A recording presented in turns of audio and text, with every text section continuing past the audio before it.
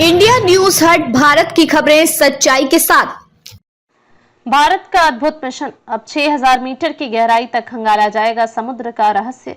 जल्द लॉन्च होगा समुद्रयान। राष्ट्रीय समुद्र प्रौद्योगिकी संस्थान NIOT के निदेशक बालाजी रामकृष्ण ने मंगलवार को कहा कि पनडुब्बी 2026 के अंत तक रवाना हो सकता है। रामकृष्ण ने ICAR केंद्रीय समुद्री मत्स्य अनुसंधान संस्थान CMFRI में कहा कि मिशन के तहत 6000 मीटर की गहराई तक गहरे समुद्र में सागर के रहस्यों का पता लगाने का प्रयास किया जा सकता है। इसे स्वदेशी तकनीक से विकसित किया गया है। भारत का पहला मानव युक्त गहरा समुद्र मिशन 6000 मीटर की गहराई तक समुद्र के रहस्य को खंगालेगा। राष्ट्रीय समुद्र प्रौद्योगिकी संस्थान NIOT के निदेशक बालाजी रामकृष्णन ने मंगलवार को कहा कि पनडुब्बी 2026 के अंत तक रवाना हो सकता है। रामकृष्णन ने ICAR केंद्रीय समुद्री मत्स्य अनुसंधान संस्था CMFRI में कहा कि मिशन के तहत 6000 मीटर की गहराई तक गहरे समुद्र में सागर के रहस्यों का पता लगाने का प्रयास किया जाएगा। 3 वैज्ञानिकों को लेकर समुद्र के सफर पर रवाना होगा। पृथ्वी विज्ञान मंत्रालय के तहत NIOT गहरे समुद्र मिशन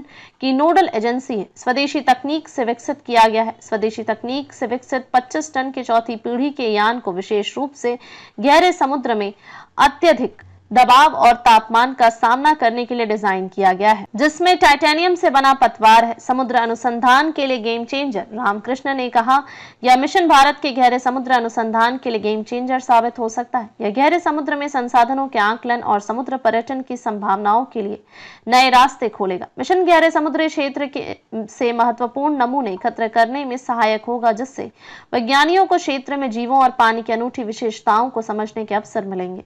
चरणबद्ध प्रक्रिया के तहत ही लॉन्चिंग की जाएगी। इस साल के अंत तक 500 मीटर गहराई तक परीक्षण किया जाएगा। गोता लगाने की यात्रा में 4 घंटे लगेंगे और बाहर आने में भी उतना ही समय लगेगा। विकसित की गई है नामक नवीन तकनीक विकसित की गई है, जिसका उद्देश्य बड़े पैमाने पर खुले समुद्र में उन्नत कृषि पर ध्यान केंद्रित करना है।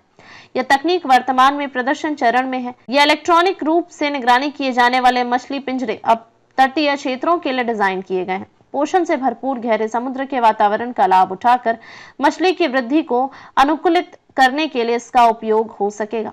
विभिन्न सेंसरों के साथ मछली बायोमास वृद्धि और गति और पानी की गुणवत्ता के मापदंडों की दुरुस्त निगरानी करने में सक्षम है। यह तकनीक भारत की खाद्य सुरक्षा के लिए महत्वपूर्ण हो सकती है।